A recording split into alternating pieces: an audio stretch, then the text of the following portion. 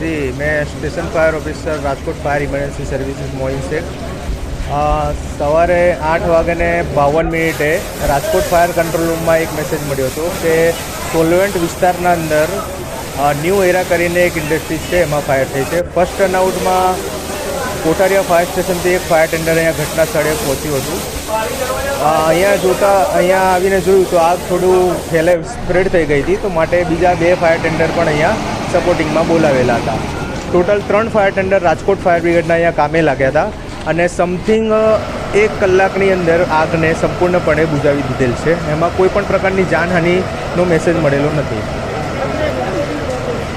અહીંયા અમારે something 25 fire fighter અહીંયા અવેલેબલ છે. નુકસાનની જાણકારી હજુ મળી નથી. અંદાજે પણ હજુ અમને કોઈ ઓનરે કંઈ કીધું નથી. એ બી એનું પ્રાથમિક કારણ હજુ જાણવા મળેલું નથી.